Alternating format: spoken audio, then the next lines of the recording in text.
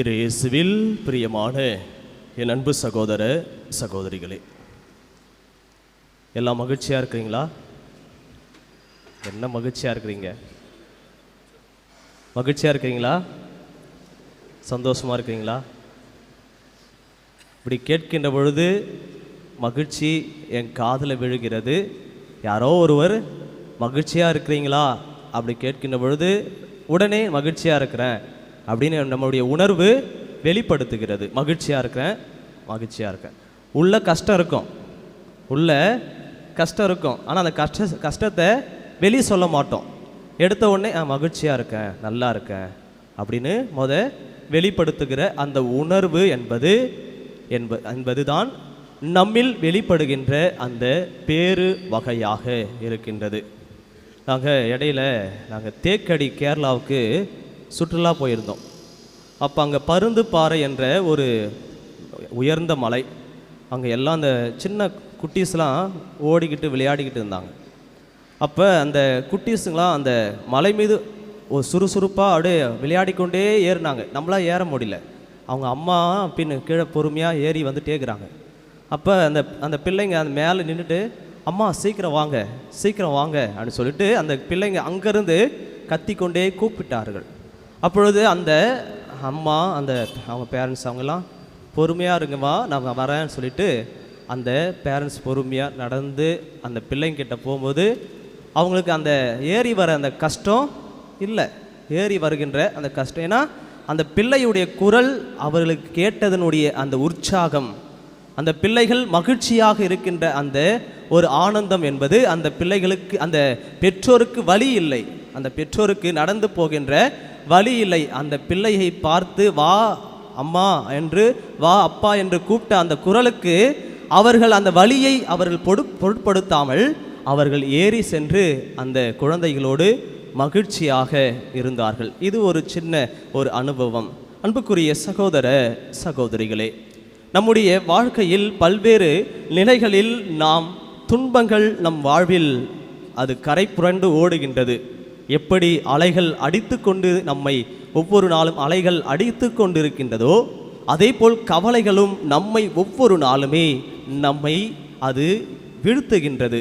கவலைகள் மத்தியிலே மனிதன் வாழுகின்ற இந்த சூழ்நிலையில் எப்படி நாம் பேரு வகையாக மகிழ்ந்து கொண்டாட முடியும், எப்படி மகிழ்ச்சியாக இருக்க முடியும் என்ற அழைப்பை இன்றைய வாசகம் நமக்கு ஆணித்தரமாக ஆழமான அழைப்பை நமக்கு கொடுக்கின்றது.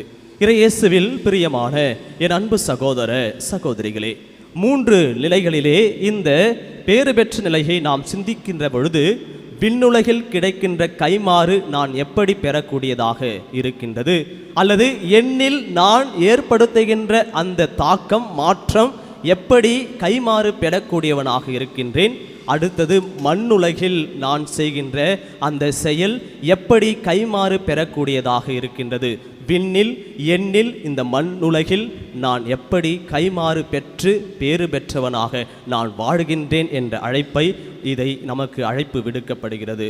இயேசுவில் பிரியமான என் அன்பு சகோதர சகோதரிகளே, இதையை விவிலிய ஒரு சிந்தனையில் நாம் பார்க்கின்ற பொழுது லூக்கா நற்செய்தியாளர் இதை சமவெளி பகுதியாக இதை அறிவிக்கின்றார், சமவெளி பொழிவாக இதை அறிவிக்கின்றார். ஆனால் மத்தேயு நற்செய்தியாளருடைய அந்த சிந்தனை என்பது மலைப்பொழிவாக இதை மாற்றி, மலைப்பொழிவிலிருந்து அவர் முதலில் இயேசு மலை மேல் ஏறுகின்றார், 2வது சீடர்கள் அவரிடம் வருகின்றார்கள், 3வது இயேசு அமர்ந்து அவர்களுக்கு திருவாய் மலர்ந்து கற்பிக்கின்றார். இந்த 3 நிகழ்வுகளை மத்தேயு நற்செய்தியாளர் எப்படி அவர் உணர்த்துகின்றார் என்றால், பழைய ஏற்பாட்டிலே மோசேயுடைய அந்த நிகழ்வை இங்கு புதிய மோசேயவாக இயேசுவை இங்கு சித்தரித்து காட்டுகின்றார். ஏனென்றால் அங்கு எகிப்திலே மக்கள் துன்பங்களும் பல நிலைகளிலே அவர்கள் அடிமைப்பட்டிருந்த மக்களை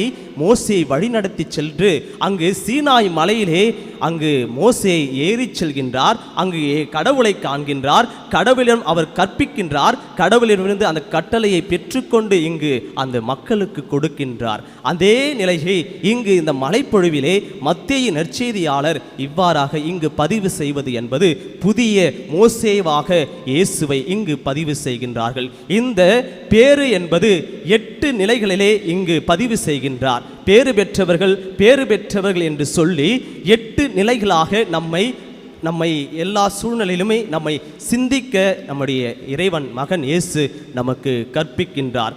முதல் பண்பு நிலை என்று ஏழையரின் உள்ளத்தோர் பேறு பெற்றோர் என்ற அழைப்பை நமக்கு கூறுகின்றார். ஏழையரின் உள்ளத்தோர் நீங்கள் பேறு பெற்றோர் என்ற நிலை என்பது என்னையை முழுமையாக தாழ்த்தி கொள்ள வேண்டும். கடவுள் முன்பாக நாம் அனைவரும் தாழ்ச்சியான உள்ளத்தோடு நாம் கேட்க வேண்டும். தாழ்ச்சியான உள்ளத்தோடு நாம் நிற்க வேண்டும். நான் பெரியவன், நான் தலக்கணக்கு உண்டவன் என்று அல்ல. கடவுள் முன் அனைவருமே தாழ்ச்சியாக பணிவான நிலையில் நாம் அவர் முன் நிற்கின்ற பொழுது ஏழையின் உள்ளத்தோடு நான் வாழ்கின்றேன், அந்த விண்ணரசை பெறக்கூடியவனாக இருக்கின்றேன் என்பதை உணர்த்தக்கூடியதாக இருக்கின்றது. பொருட்களை அடுக்கி வைப்பது அல்ல, நாம் நம்முடைய அருட்கொடைகளை பெற்று அந்த அருளை பிறருக்கு ஆசீர்வாதமாக கொடுப்பதுதான் இந்த பேறு பலனாக இருக்கின்றது. அதே போல் இரண்டாவது நிலை துயருருவோர் ஆறுதல் பெறுவர் என்ற நிலையை பார்க்கின்ற பொழுது ஒரு சில நிகழ்வுகள் எல்லாம் சாதாரணமாக நடக்கின்றது. நாம் நினைப்பதற்கு மேலாகவே இழப்புகள் நடக்கின்றது. இயற்கை சார்ந்த சீற்றங்கள், இயற்கைக்கு அப்பாற்பட்ட நிகழ்வுகள் எல்லாம் ஒவ்வொரு கால சூழ்நிலைக்கேற்ப நம்மை தாக்குகின்றன. இப்படி தாக்குகின்ற இந்த இழப்புகள் மத்தியில் இறைவன் என்னை காத்திருக்கின்றாரே என்பதை நாம் உணரக்கூடியவராக இருக்கின்றோம். அதேபோல் இழப்புகள் வருகின்ற பொழுது ஒரு சிலர்கள் ஆட்கள் இழக்கலாம், பொருட்கள் இழக்கலாம், தன்மானம் இழக்கலாம், நோய்கள் வரலாம், அல்லது பல்வேறு நிலை தனிமையிலே இருந்து அவர்கள் தன்னுடைய தன்மானத்தை இழக்கக்கூடிய சூழ்நிலையில் இருக்கலாம். இப்படிப்பட்ட இந்த துயரங்கள் மத்தியில் இருந்து நீங்கள் ஆறுதல் பெறுவீர்கள் என்ற அழைப்பை நமக்கு கொடுக்கப்படுகிறது. ஏனென்றால் ஒவ்வொருவரையும் தன் சாயலாக படைத்த, தன் இயல்பாக படைத்த இறைவன் ஒவ்வொருவரையும் அவர் சபிக்க மாட்டார், ஒருவரையும் கைவிட மாட்டார். அவர்களை அனைவரையும் ஆசீர்வதித்து துன்பங்கள் மத்தியில் இருந்து அவர்களுக்கு வாழ்வு தந்து அவர்களுக்கு ஆறுதலாக இறைமகன் இருக்கின்றார் என்பதை இங்கு சுட்டி காட்டப்படுகிறது. நாம் மனிதர் மீது ஆழமான நம்பிக்கையை வைப்பதை விட கடவுள் மீது நாம் தஞ்சம் புகுவது மிக சால சிறந்ததாக இருக்கின்றது என்பதை உணர்த்தக்கூடிய இந்த துயருறுதல் நாம் என்னுமே ஆண்டவரிடம் அர்ப்பணிக்கக்கூடியவராக இருக்கிறோம். இதற்கு உதாரணம் யோபுடைய வாழ்வுதான் உதாரணமாக இருக்கிறது. அவர் பல்வேறு நிலையில் தன்னுடைய இழப்புகள் மத்தியிலும் குற்றம் செய்யவில்லை. ஏனென்றால் அவர் எனக்கு வாழ்வு கொடுத்தார், எனக்கு மகிழ்ச்சியை கொடுத்தார், இந்த துன்பமும் அவர்தான் கொடுத்தார் என்றால் நான் ஏற்றுக்கொள்கிறேன் என்று சொல்லி அவர் பாவம் செய்யாமல் கடவுள் மீது இன்னும் ஆழமான நம்பிக்கை கொண்டு வாழ்க்கையை நகர்த்தினார். ஆசீர்வாதம் இரட்டிப்பாக அவர்களுக்கு கொடுக்கப்பட்டது. யாருக்குத்தான் துன்பம் இல்லை, யாருக்குத்தான் மகிழ்ச்சி இல்லை? மகிழ்ச்சி என்பதும் உண்டு, துன்பமும் உண்டு. ஆனால் இந்த வாழ்க்கை என்ற போராட்டம், இந்த வாழ்க்கை என்ற பயணத்தில் நாம் பயணங்கள் மேற்கொண்டே இருக்க வேண்டும். அதே போல் மூன்றாவது நிலையை பார்க்கின்ற பொழுது கனிவு கொள்ள வேண்டும். கனிவுள்ளவர்களாக நாம் எப்படி இருக்க வேண்டும் என்றால், என்னுடைய நடத்தையில், நான் செய்கின்ற செயல்களில் நான் உறுதியான ஒரு நிலையை இருக்க வேண்டும். பொறுமையாக எதையும் சிந்தித்து செயல்பட வேண்டும். உடைந்து போகின்ற இடத்தில் நான் உருமாற வேண்டும். உடைந்து போன்ற இடத்தில் நான் உருமாறி என்னுடைய கனிவை நான் பிறருக்கு தர வேண்டும். எப்படி என்றால், நாட்டை உரிமை சொத்தாக்கி கொள்வர் என்று இந்த கனிவுடையோரை இங்கு சுட்டி காட்டுகின்றார். நாட்டை உரிமை சொத்தாக்கி கொள்வது என்பது இந்த நாடு அல்ல, அந்த விண்ணக நாட்டை நாம் உரிமை சொத்தாக நாம் கொண்டிருக்க வேண்டும். அதற்கு நம் மனதில் அந்த கனிவு என்பது இருக்க வேண்டும். அதைதான் மனத்தாட்சியும் கனிவும் உள்ள இதயத்தை நான் உங்களுக்கு தந்திருக்கிறேன் என்றால் அதை எப்படி நீங்கள் பயன்படுத்துகிறீர்கள் என்ற அந்த அழைப்பை இயேசு இங்கு சுட்டி காட்டுகிறார். அதே போல் நீதி நிலைநாட்டும் வேட்கை கொண்டவர்களை இங்கு குறிப்பிடுகின்றார். இந்த மண்ணுலகில் அனைவரும் சமம் என்ற நிலையில் வாழ வேண்டும். ஒவ்வொருவருக்கும் உயிர் இருக்கிறதென்றால் அந்த உயிர் எப்பொழுது போகும் என்று யாருக்கும் தெரியாது. ஆனால் அந்த உயிர் என்பது உன்னதமான இறைவனுடைய படைப்பில் இருக்கின்றது. அது சமமாக அது நிலைத்து நிற்கக்கூடிய ஒரு வேட்கை கொண்டதாக இருக்கக்கூடியதாக இருக்கிறது. ஏனென்றால் சரியானது எது, எளிமையானது எது, எது உன்னதமானது என்று நாம் நிலைநிறுத்துகின்ற பொழுது அந்த பேறு பெற்ற வாழ்க்கையை நாம் வாழக்கூடியவராக இருக்கின்றோம். அதேபோல் இரக்கமுடையோர் பேறு பெற்றோர் என்ற வாழ்வு என்பது, உதாரணத்துக்கு அன்னை தெரேசாவை நாம் எடுத்துக்கொள்ள முடியும். இரக்கமுடையோர் பேறு பெற்றோர் என்றால் அவர் என்னாலுமே இந்த ஏழை மக்களுக்கும் நோய்வாய்ப்பட்டவர்களுக்கும் தொழுநோய்களுக்கும் அன்னை தெரேசா சாதாரண ஒரு மனிதை.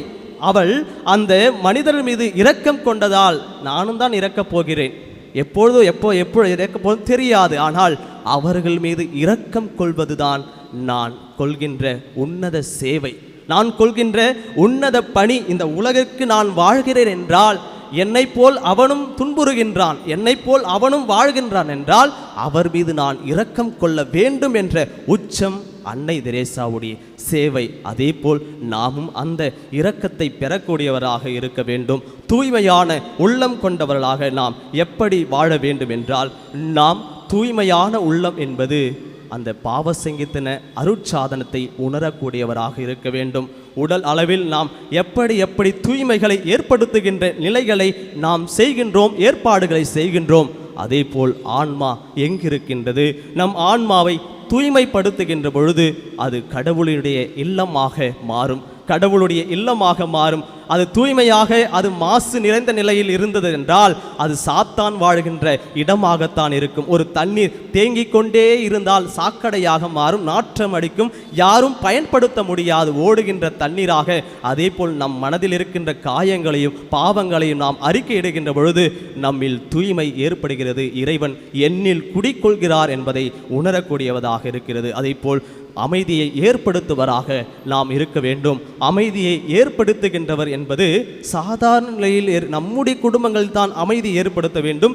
அதிலும் குறிப்பாக எண்ணில் அமைதி ஏற்படுத்த வேண்டும். உலக அமைதியோ அல்லது நாட்டுக்கு அமைதியான அல்ல, முதலில் நம்மில் நம் உள்ளத்தில் அமைதியை ஏற்படுத்த வேண்டும். திருப்பலி நேரங்களில் ஒருவருக்கொருவர் அமைதியை ஏற்படுத்தி கொள்ளுங்கள் சொல்கின்ற பொழுது சமாதானம் சமாதானம் சொல்லிவிட்டு நாம் அடுத்த நிலையில் எப்படி நம்முடைய சகோதர சகோதரிகளை நாம் சமாதானப்படுத்தி ஒற்றுமையோடு இருக்கின்றோம் என்பதை சிந்திக்கக்கூடிய நிலையில்தான் அமைதியை ஏற்படுத்துவோர் என்ற நிலையை இங்கு இறைவன் நமக்கு அழைப்பு கொடுக்கின்றார். ஏனென்றால் திரு அவையோடும் மக்களோடும் நாம் ஒவ்வொருவரும் தேர்ந்து கொள்ளப்பட்டவர்களாக இருக்கின்ற இந்த சூழ்நிலையில் அமைதி என்பது எண்ணில் குடிக்கொள்ளக்கூடியதாக இருக்கிறது. இயேசுவில் பிரியமான என் அன்பு சகோதர சகோதரிகளை, இந்த எல்லா நிலையிலும் பேறு பெற்றவர்களாக வாழ்கின்ற இந்த நிலையில் நாம் ஆண்டவரை தேட வேண்டும், ஆண்டவரை தேட வேண்டும், ஆண்டவரை தேடி அவரை பெருமைப்படுத்த வேண்டும். பெருமைப்படுத்துகின்ற பொழுது உங்களை அவர் உயர்த்துவார். ஏனென்றால் இந்த பேறு பெற்றவர் என்ற நிலை என்பது நாம் விலை கொடுத்து வாங்குவது அல்ல, இது விலை கொடுத்து வாங்குவது அல்ல. இது ஏனென்றால் இது விலையேற பெற்ற ஒரு மகத்துவமிக்க ஒரு வாழ்வு.